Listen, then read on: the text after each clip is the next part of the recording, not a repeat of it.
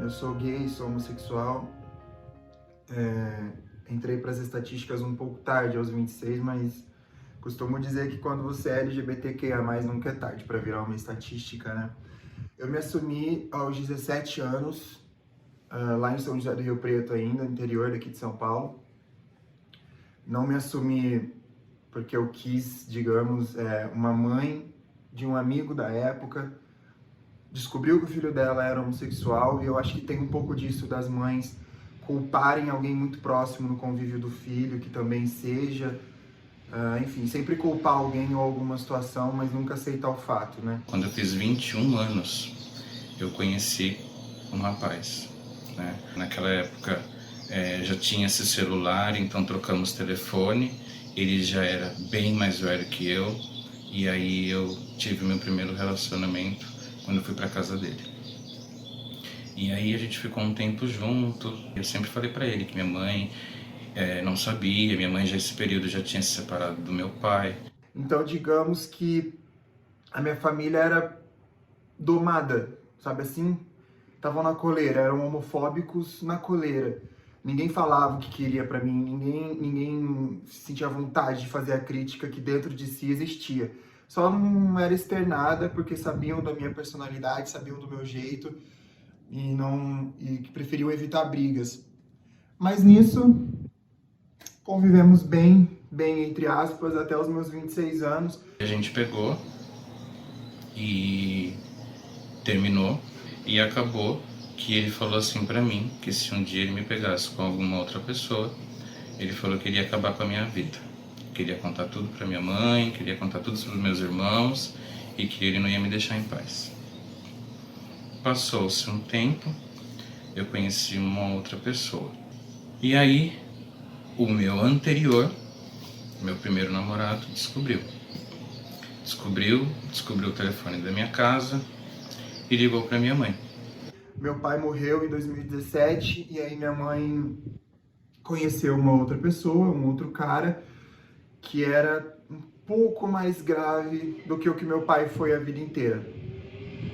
Mais grave porque era, obviamente, um homem hétero, só que dessa vez com aquela cabecinha moldada pela religião. Ele é um fanático religioso, pastor, se não me engano, que já controlou e passou a dominar a mente já pré-homofóbica da minha mãe, entende? Eu falei pro meu atual namorado naquela época, falei, o que eu faço? Ele falou, você tem duas opções. A primeira opção é continuar mentindo, falando pra sua mãe um monte de coisas, dizendo que esse cara realmente mentiu e que não tinha nada a ver, e você tem a oportunidade de jogar tudo pra fora e viver a sua vida, né? Eu falei, tá bom, vou fazer isso. Não tinha mais como eu me sustentar. Eu trabalhava como garçom, eu trabalhava num buffet, eu trabalhava como DJ, eu trabalhava como modelo, fazendo alguns bicos no meio da moda. E tudo isso foi tirado devido à pandemia. Então, por isso, aos 26 anos, eu estava morando com a minha mãe de novo, em consequência disso, morando com ele também. Ela falou assim, olha, foi uma pessoa que ligou aqui, dizendo que você é mau caráter, que você não presta, que você é mentiroso, que você engana as pessoas e que você não tem namorada, que você, na verdade, se relaciona com homens. Aí eu falei assim, bom, mãe, toda essa parte aí de que eu sou mentiroso, que eu sou mau caráter e as N qualidades e defeitos que ele expressou sobre mim, realmente são mentiras.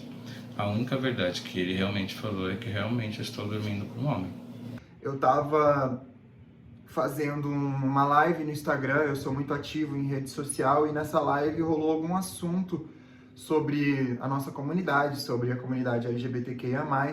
Escutaram o assunto e daí pra frente vocês já devem imaginar. Aí minha mãe desabou a chorar, falou que a culpa era dela, porque ela me obrigou a cuidar da minha irmã, dar banho na minha irmã, trocar fralda, a limpar a casa, a fazer comida, a cuidar dos meus irmãos, a lavar louça, enfim. Ela achou que serviços domésticos teriam me deixado dessa forma, né, a ser gay. Ela falou que a culpa foi dela.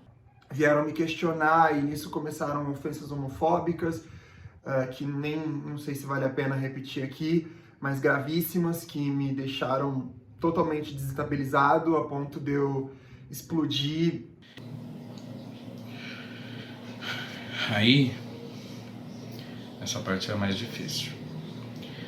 Quando eu cheguei em casa, eu vi 3 malas na porta da sala. Da Karine, do meu irmão Eric e a mala dela. Ela falou que depois ela voltava para pegar o restante, porque, não sei se vocês entenderam, a minha mãe, quando eu tirei ela da casa que ela morava com meu pai, eu obrigatoriamente, como eu pagava todas as contas de casa, como eu comprei todos os eletrodomésticos e móveis dentro de casa, ela achava que aquela casa não era dela. Ela não se sentia como que a casa dela, se sentia como se a casa fosse minha.